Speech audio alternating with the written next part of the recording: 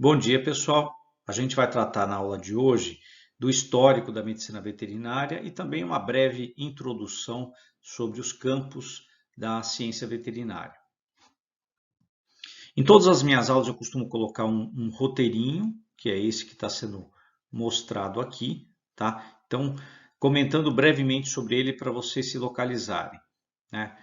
Primeiro eu vou falar um pouquinho da etimologia da palavra veterinária, especificamente. Depois eu vou partir para um histórico da medicina veterinária no mundo inteiro e, em seguida, vou falar do histórico da medicina veterinária no Brasil. Tá? Em seguida, eu vou fazer a discussão dos campos da medicina veterinária, uma discussão bastante breve. E, por fim, eu vou fazer um pequeno exercício de futurologia, Eu vou pegar um ponto aí em relação ao futuro da medicina veterinária. Tá? Então, começando aqui pela parte etimológica, a palavra veterinária, ela deriva de uma palavra latina, que vem lá do Império Romano, que é a palavra veterinário. Tá?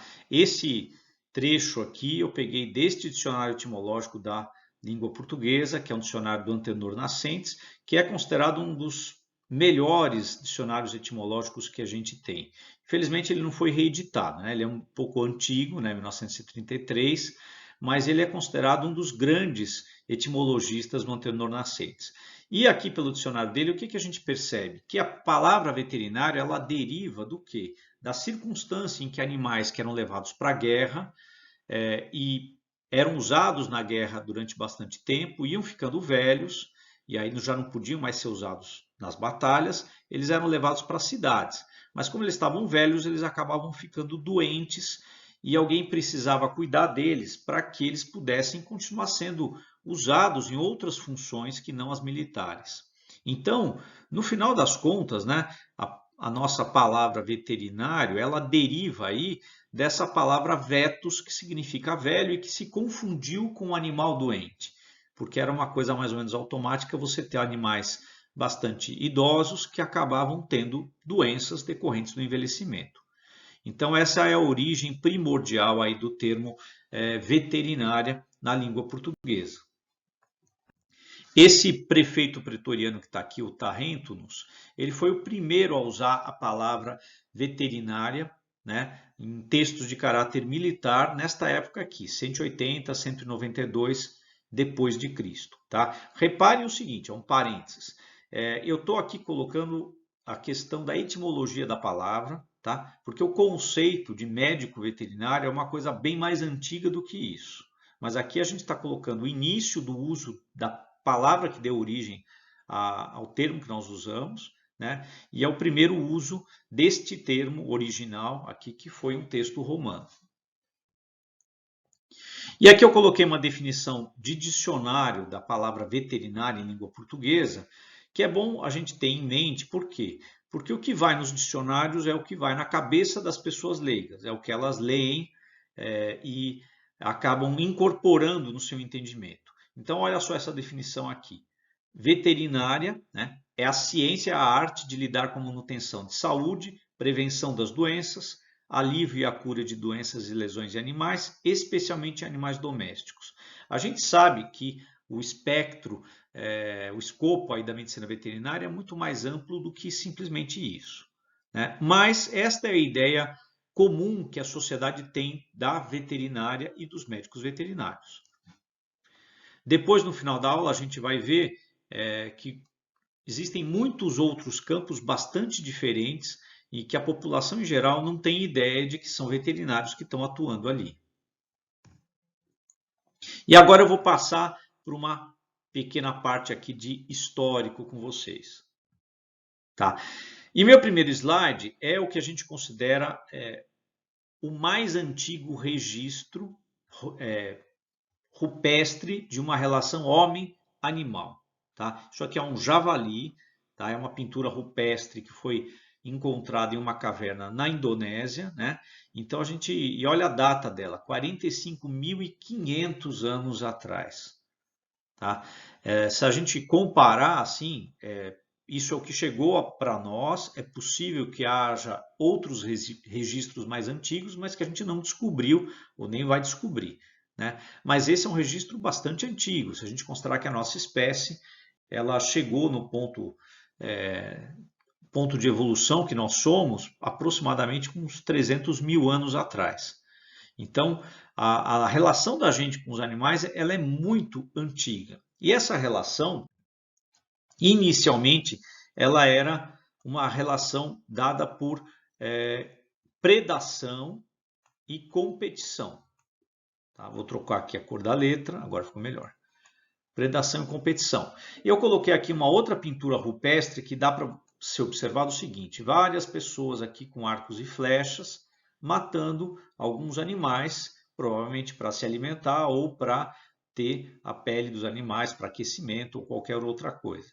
Então, inicialmente, a relação da gente com os animais não concebia a ideia de tratar dos animais, porque na verdade a gente predava os animais ou eventualmente competia com eles, e nesse sentido eles eram inimigos da gente em alguns nichos ecológicos. Então, isso aqui foi bastante inicial, mas isso aí evoluiu para quê? Para uma domesticação de algumas espécies animais. A gente sabe disso porque há registros, inclusive eu coloquei aqui mais uma pintura rupestre, aqui na parte de baixo a pintura original, mas como não é possível enxergar muito bem as figuras, ela foi tratada de forma a salientar as imagens. E aí o que a gente pode ver? Algumas pessoas aqui caçando alguns animais, só que elas estão acompanhadas de cães. Então é uma pintura mostrando o cão como um animal que nem está sendo predado, nem está competindo com o ser humano, mas ele está acompanhando os seres humanos em caçadas. Tá? E essa é uma pintura de 10 mil anos atrás. Então a relação nossa com os animais ela é muito antiga, e a domesticação que a gente fez com vários desses animais também é bastante antiga. Tá? E essa domesticação ela envolveu o quê? Animais para alimentação, animais para energia, então, por exemplo, um animal que puxasse um arado, por exemplo, proteção, que é o caso, por exemplo, de cães, transporte e também lazer, ou seja, os animais como um ser de companhia ali. Então ele não tem uma função prática objetiva, mas ele tem uma função afetiva.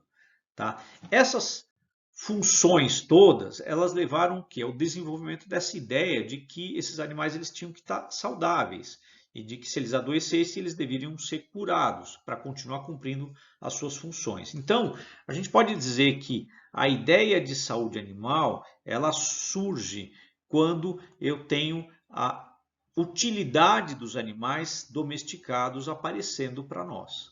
Tá? Quando existia só predação, os homens saíam para caçar, caçavam e voltavam. Então não existia a ideia de saúde animal. Mas quando eu tenho um animal que me dá leite, me dá ovos ou me dá filhotes que eu posso depois criar e abater para comer carne, eu preciso pensar na saúde desses animais. Então esse conceito de saúde animal, ele veio da domesticação que a gente fez dos animais.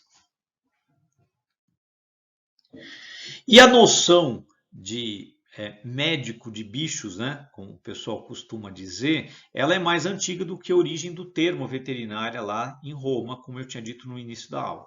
Tá? Então essa ideia aí original, ela aparece aparentemente pela primeira vez numa cidade suméria chamada Ur, tá?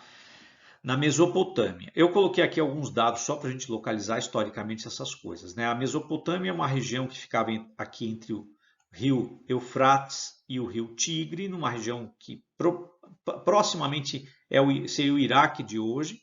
Tá? E a Suméria é uma das civilizações mais antigas que a gente conhece, ao lado do Egito e ao lado do Vale do Indo, lá na Índia. Então, assim, nessa cidade do Ur, aparentemente tem alguns registros que dão a ideia dessa atuação de alguém para curar doenças de animais. Tá? Aqui um descritivo da Suméria, tá? E eu acho interessante olhar a data aqui, né? Então, a gente não tem uma data precisa para esse tipo de registro, mas entre 3.300 a.C. e 1.200 a.C. Então, é uma data bem antiga em termos de civilização.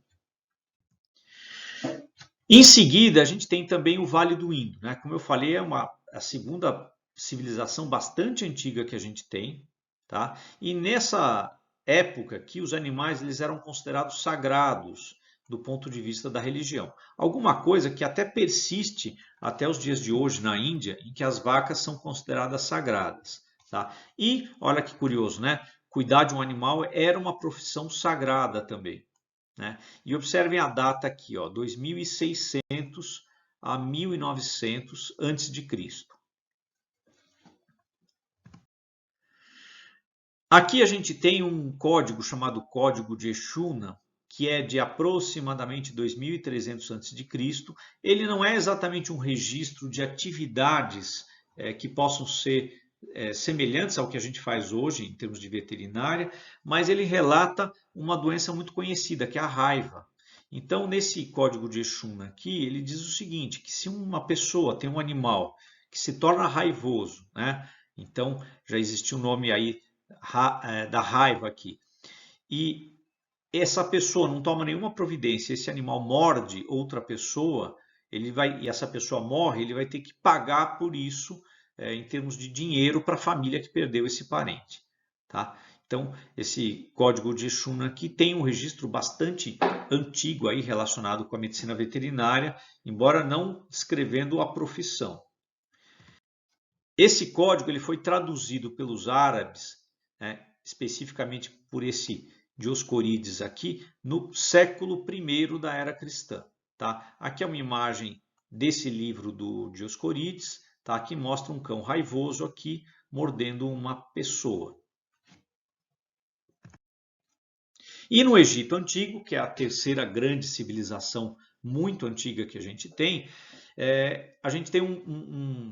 um registro chamado Papiro de Karun, né, em que você tem uma série de descrições de doenças animais e seus tratamentos. O fato dele compilar muitas doenças e a gente ter acesso a essa grande lista acabou tornando o Papiro de Karun uma coisa meio referencial. Então, muitos autores consideram o Papiro de Karun a primeira grande referência a doenças animais, né, de interesse humano, né, no sentido de se tentar promover a cura desses animais.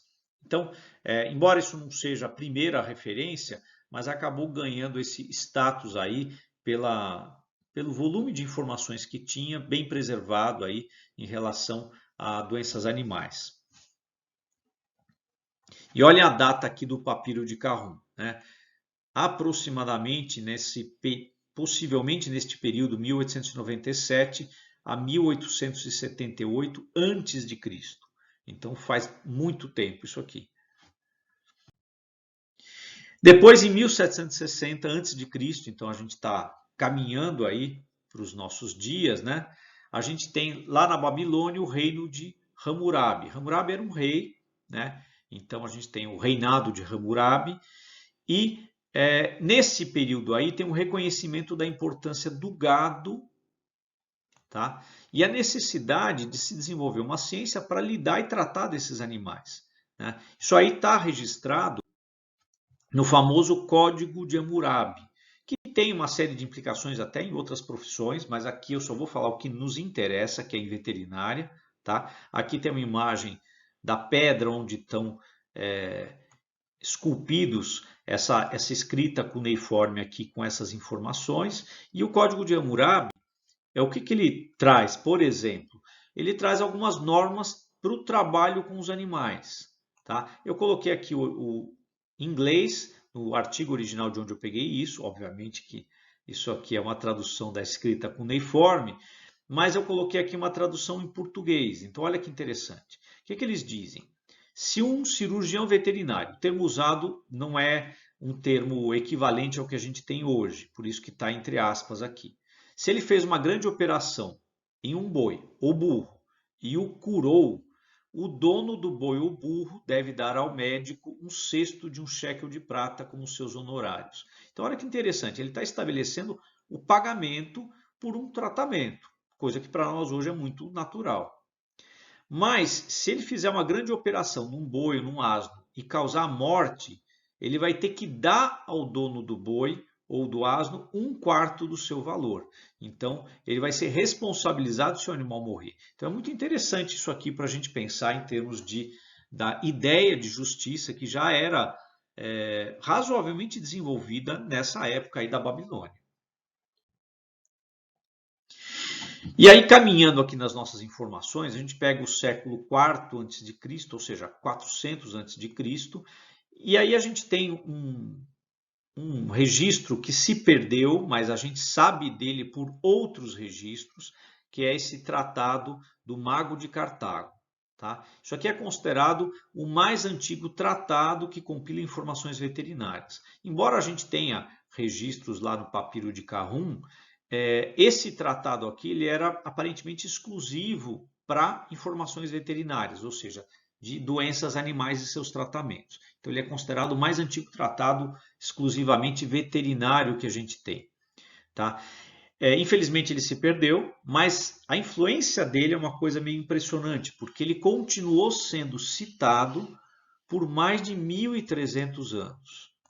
Então, é uma coisa que impressiona a gente que está muito acostumado com um lapso de tempo muito curto, que é o da nossa própria vida.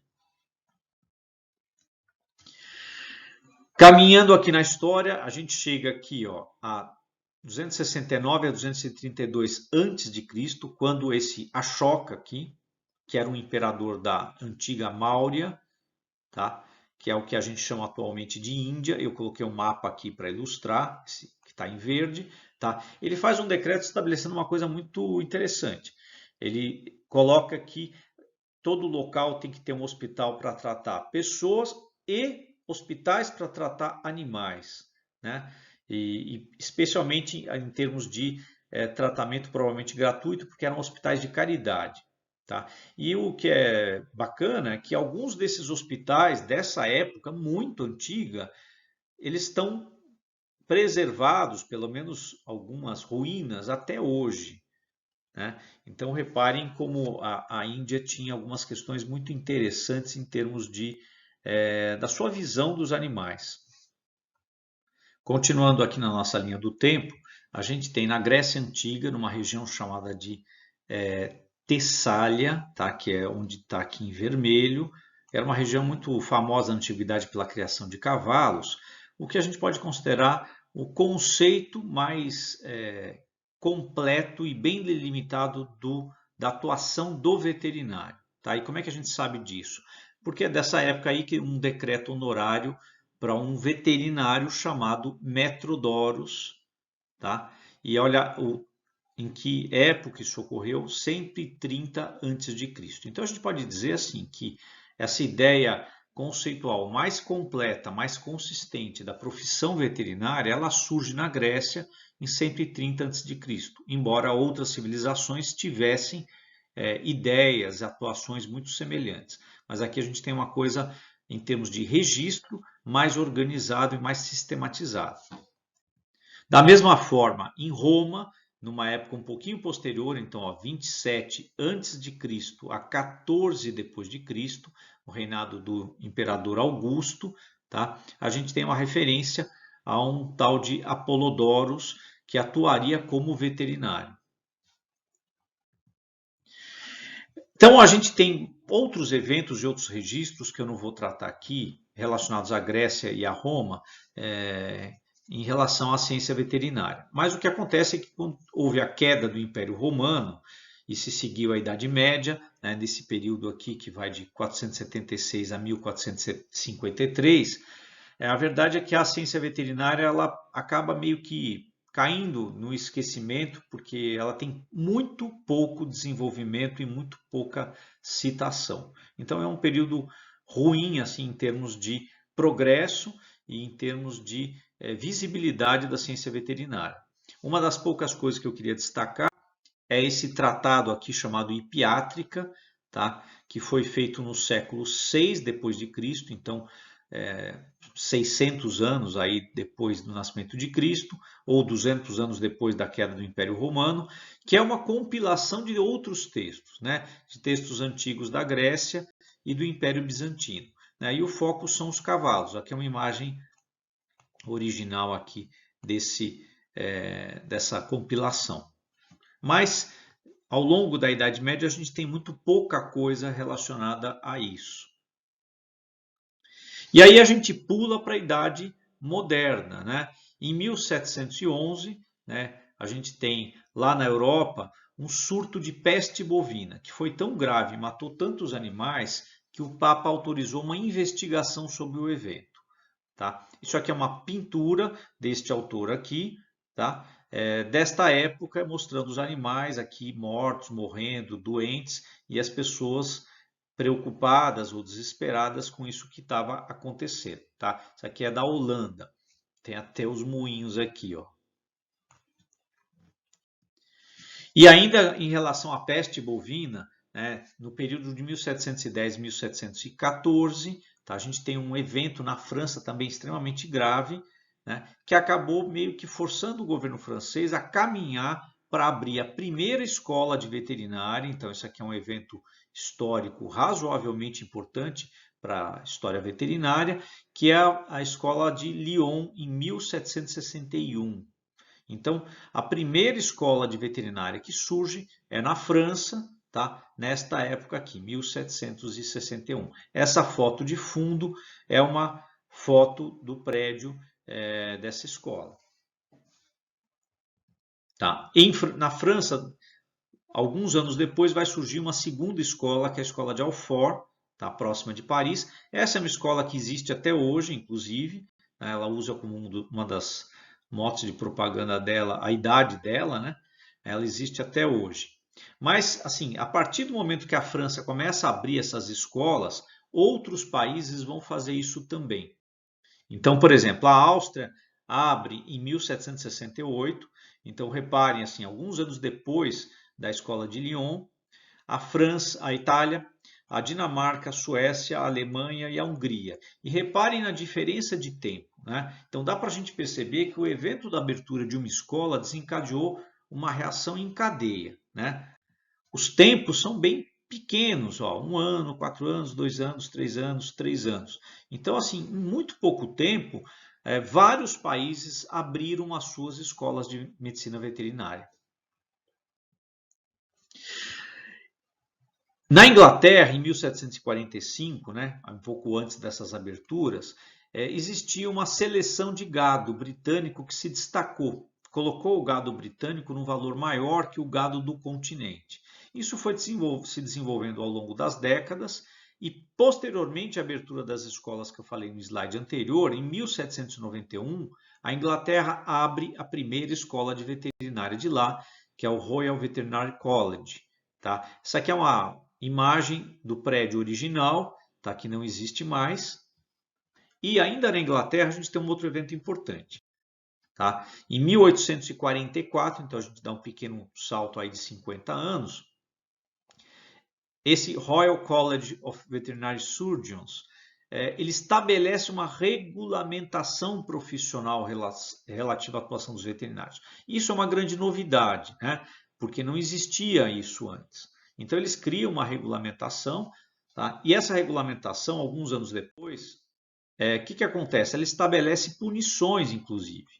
Então ela diz o seguinte, olha, veterinários que cometem falhas de atuação, eles vão ser banidos do nosso registro.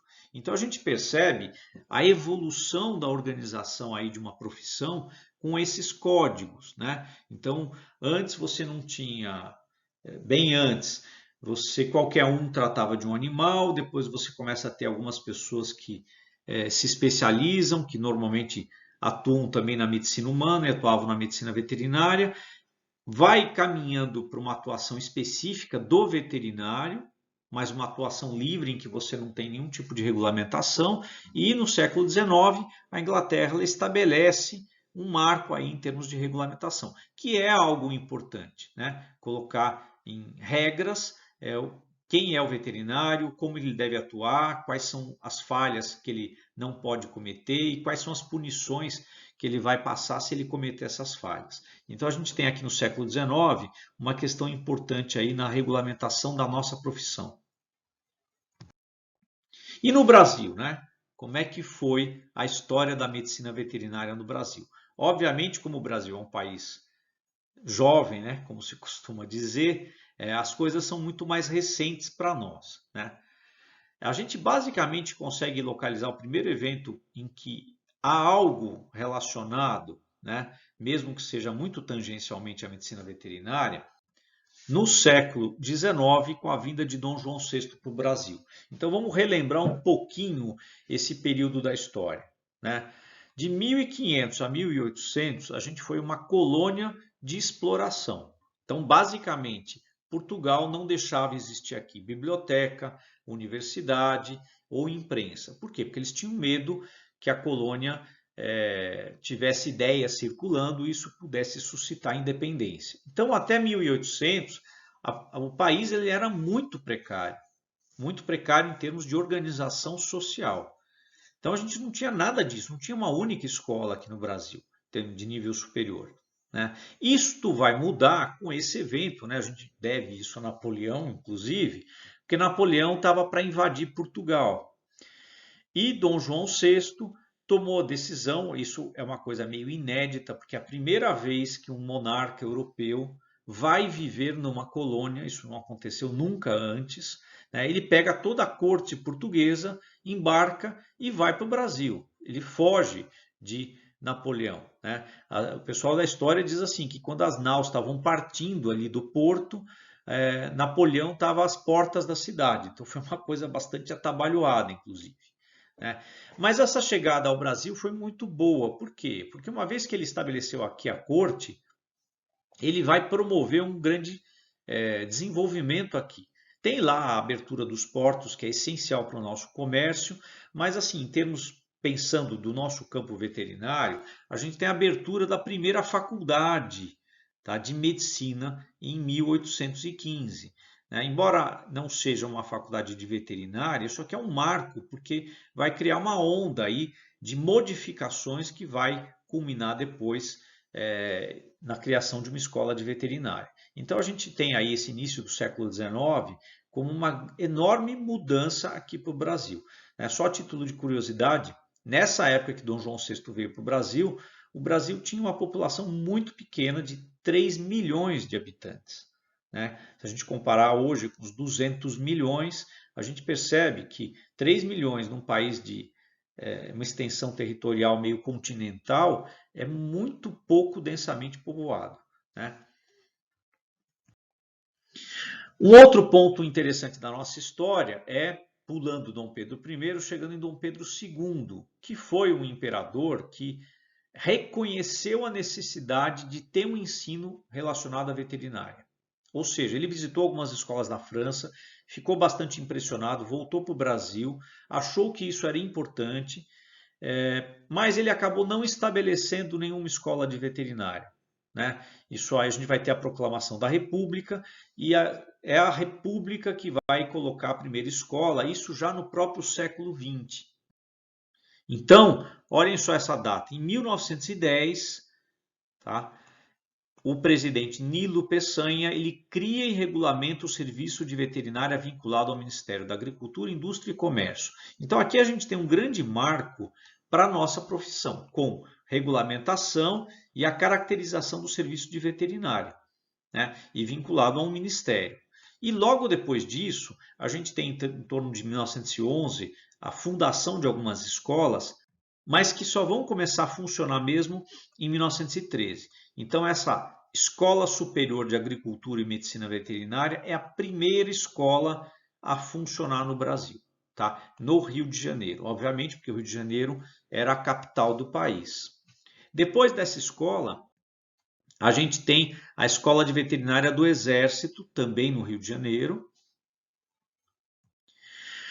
E essa Escola de Ciências Agrárias de Olinda, que foi criada pela Congregação Beneditina Brasileira, tá? Ela abre o primeiro hospital veterinário do Brasil em 1913. tá? E é também a primeira escola a formar um médico veterinário, tá? Embora outras escolas tenham surgido antes, por questões de timing de cada escola, a escola de Olinda formou o primeiro veterinário. E a primeira turma vai ser formada em 1917 pela Escola de Veterinária do Exército, tá? Ó, formou 6 veterinários em 1917. E eu achei interessante colocar aqui, né? A primeira mulher diplomada em medicina veterinária do Brasil foi essa doutora Naira Eugênia aqui, tá? Em 1929, pela Escola Superior de Agricultura e Veterinária, que hoje é a conhecida Universidade Federal Rural do Rio de Janeiro, tá? É uma escola famosa, pública, que a gente tem lá no Rio. Então, na verdade, a Federal Rural do Rio é a descendente direta da primeira escola de veterinária que a gente teve aqui no Brasil. E como que é a nossa situação atual, né? Eu achei interessante colocar alguns dados sobre isso. A gente tem hoje mais de 300 cursos de veterinária no Brasil, tá? Esse número ele é muito grande, sob qualquer aspecto, né? Quando a gente compara com o mundo inteiro, olha esse dado como é uma coisa espantosa.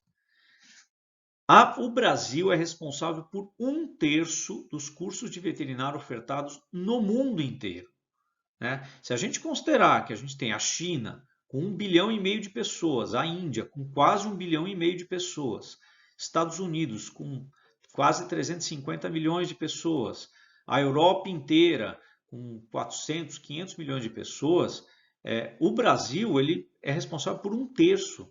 É muita escola.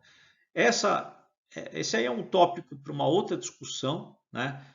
A questão de se o país precisa de tantos cursos assim, né? Mas isso ilustra como a ciência da veterinária, a medicina veterinária, ela explodiu aqui no país, porque obviamente não haveria tanto curso se não houvesse demanda por eles. Então, certamente, especialmente na área privada, os empresários perceberam que existe uma demanda pela medicina veterinária e abriram cursos por todo o país. Hoje a gente tem em torno de 145.600 veterinários inscritos nos conselhos regionais de todos os estados, tá? Quase 150 mil. E um outro dado interessante aí relacionado ao estado atual da medicina veterinária, que eu também peguei aí do site do Conselho Federal, é este aqui, olha só.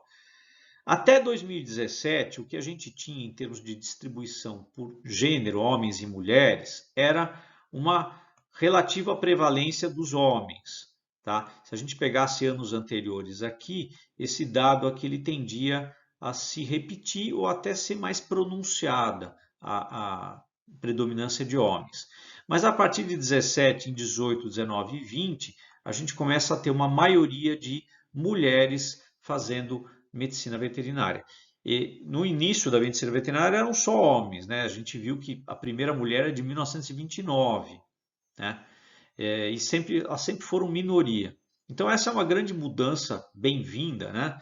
Porque a gente tem a chegada aí das mulheres, a possibilidade de serem médicas veterinárias com pouco preconceito. Ainda tem muito preconceito, mas com pouco preconceito. Muito antigamente isso era uma coisa muito mais complicada, tá? Então a gente conseguiu inverter essa proporção, indicando que a gente está realmente vivendo uma mudança social mais arejada aí em termos de civilidade. E aqui uma breve discussão dos campos da medicina veterinária, né? Vou falar muito brevemente aqui. Se a gente pegar o campo mais tradicional, o que a gente tem, né? Clínica de pequenos animais, de cão e gato, que todo mundo conhece muito bem, né? E que é muito presente em grandes centros urbanos, né? Além disso, a gente tem uma outra clínica muito conhecida, que é a clínica de ruminantes. Então, vacas, búfalos, caprinos, ovinos, né? E que é bastante importante em termos de produção animal também, né? Mas a clínica é bem conhecida. A gente tem a clínica de equinos, né? Eu coloquei em separado aí a clínica de equinos. clínica de silvestres, que é algo relativamente mais recente, porque existe um número muito maior hoje de pessoas com animais silvestres que são importados em especial, né, e que precisam de um veterinário, ou mesmo os veterinários que tratam animais que sofrem maus tratos e são resgatados e precisam de tratamento. A avicultura, né, a criação de aves. O Brasil é o maior exportador do mundo de carne de frango. Um campo de saúde pública que é as zoonoses, né, um campo bem específico aí. Eu coloquei aqui um tópico laboratório veterinário, abrangendo todas as facetas de laboratório veterinário. Então a gente tem uma multiplicidade de coisas aqui, desde exames de sangue até exames de patologia, até exames de microbiologia, bem como outros exames aí correlatos. Tá? Então, assim, esse tópico laboratório veterinário ele envolve múltiplas coisas, algumas delas até muito diferentes entre si, mas sempre pegando esse bastidor que é importante para o pessoal que está aqui na clínica, né, para poder ter o amparo de resultados que permitam o diagnóstico e o tratamento. Inspeção e vigilância sanitária, né, então todos os produtos de origem animal eles estão vinculados a inspeções, avaliações e condução aí por médicos veterinários.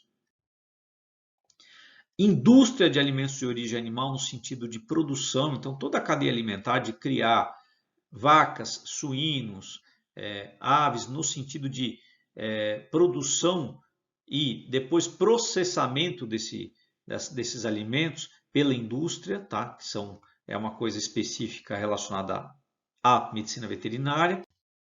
Ensino e pesquisa. Isso que a gente está fazendo aqui é uma aula, né? Então é uma parte de ensino e a gente tem as pesquisas que os professores normalmente fazem, pesquisadores fazem, institutos por aí. Responsabilidade técnica, esse aí é um campo com muitas facetas também, né? Só para dar alguns exemplos. Biotérios precisam ter um responsável técnico veterinário, por exemplo.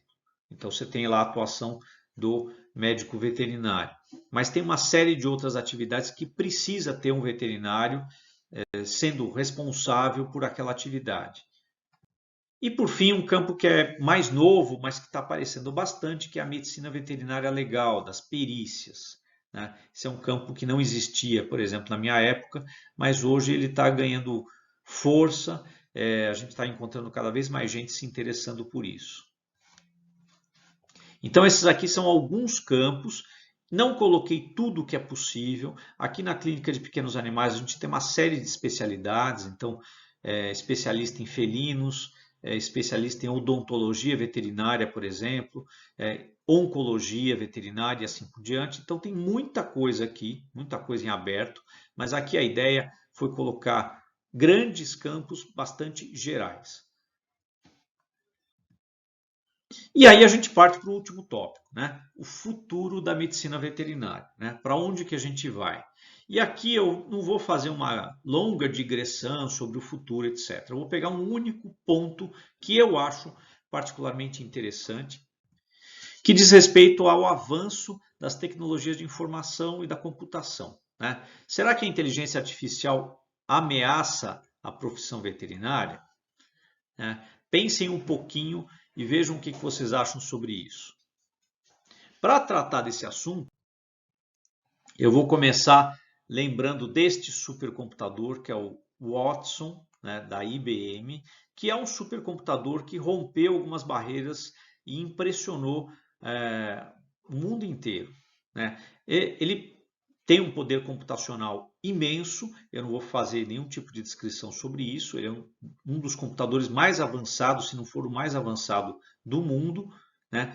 E o Watson ele ficou muito famoso, primeiro vencendo algumas partidas de xadrez, mas depois ele começou a vencer desafios intelectuais muito complexos. Né? E ele acabou entrando no noticiário porque ele venceu esse Jeopardy aqui, tá? Que eu particularmente não conhecia, mas é um jogo de perguntas e respostas com pessoas, né, que exige raciocínio.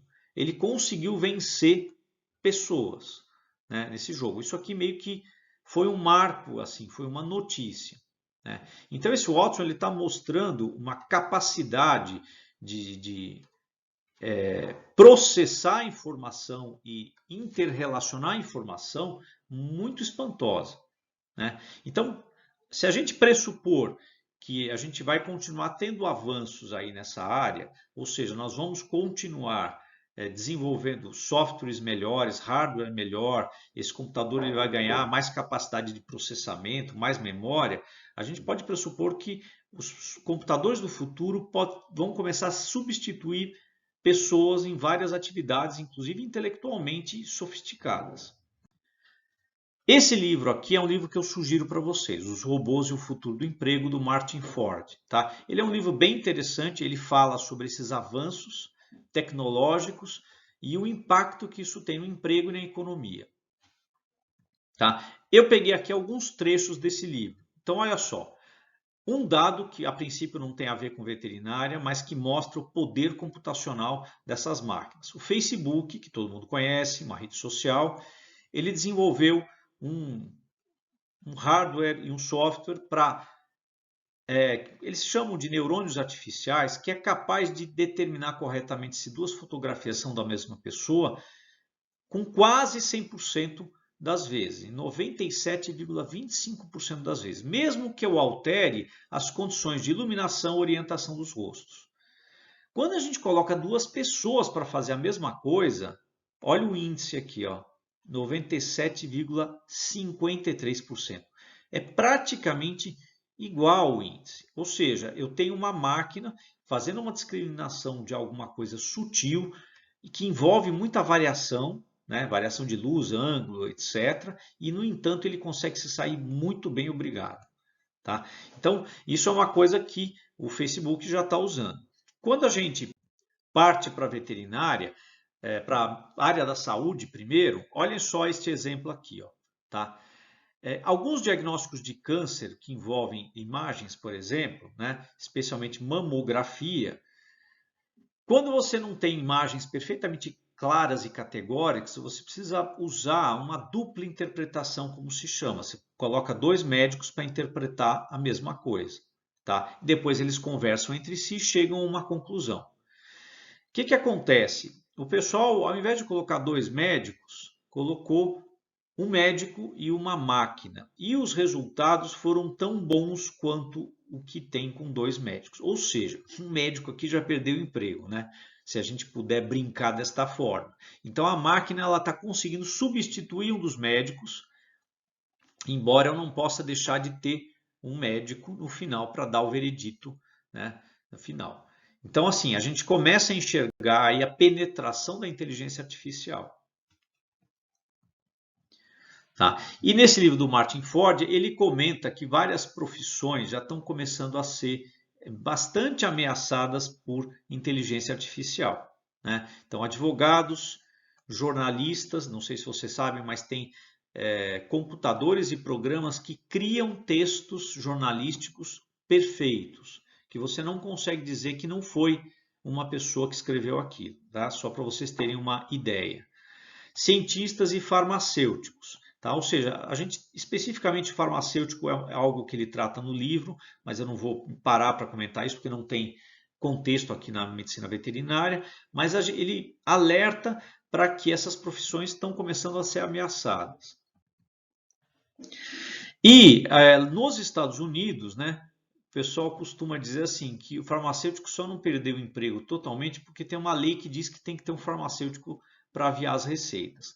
Porque, em teoria, muito do que o farmacêutico faz eu poderia ter um robô fazendo. Um robô no sentido de uma inteligência artificial para fornecer essas informações. Então, olha que curioso. A gente está começando a ir para um mundo que eu preciso ter uma lei obrigando a contratar um farmacêutico, porque a demanda por ele ela pode se perder caso eu tenha a possibilidade de colocar uma inteligência artificial no lugar. Tá?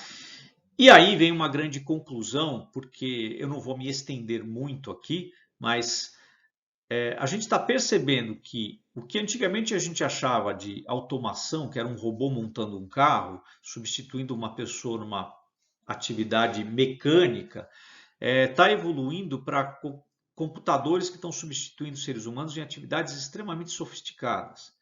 E isso é muito complicado. E um exemplo muito bom é a área de imagem. Por quê? Porque a gente já tem computadores fazendo diagnóstico de câncer de pele tão bem ou melhor do que seres humanos. Então isso está começando a mostrar que a inteligência artificial pode expulsar aí algumas profissões aí da sociedade. Por quê? Porque se eu tiver um computador que faz um diagnóstico rápido, muito mais rápido, mais preciso de uma doença, por que eu vou usar um ser humano? Tá? Então, ele ilustra isso com o exemplo de radiologistas, ele pega especificamente os médicos, tá? Mas ele dá o exemplo de que isso aqui, no futuro, pode acabar. E o fato de você estudar muitos e muitos anos para ser um bom radiologista pode se tornar inútil se eu tiver uma máquina que faz o mesmo serviço. Então, isso aqui é para vocês pensarem a questão do futuro das profissões da área da saúde frente à inteligência artificial, que é algo que ameaça a sociedade de diferentes formas, é algo que pode trazer muito benefício, mas pode trazer alguns problemas também. Com isso, chego aqui ao fim dessa aula, tá? Tem uma testagem associada e depois a gente vai conversar para tirar dúvidas, tá bom, gente? Até mais!